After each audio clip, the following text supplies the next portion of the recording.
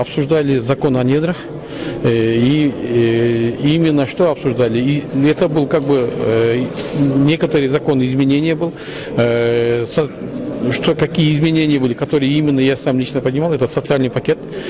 После того, как компания добыл с месторождений там определенный вид продукции, они, чтобы местным населением, они до сегодняшнего дня они договаривались как бы населением. А сегодня вот в этом законе написано, чтобы они договариваются местной властью.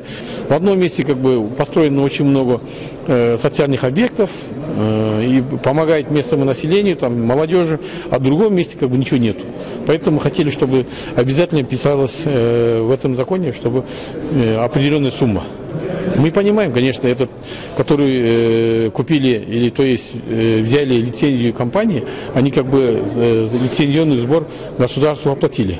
Но в тот же момент, я думаю, они должны все равно помогать местному населению.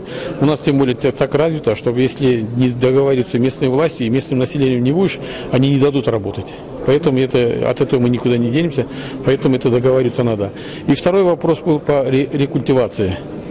Многие компании как бы получили лицензии, отработали свою лицензию, как бы получили из земли все, что хотели, и как бы получается, когда уходят, они оставляют эти места как будто после бомбежки.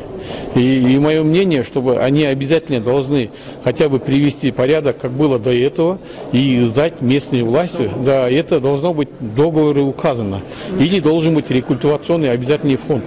Они в течение пока не закончат, вот на этот фонд они должны собрать определенную сумму и оставить местное население, то есть местными власти, а местная власть должна объявить тендер, и какая компания выиграет этот тендер, они должны порядок привести.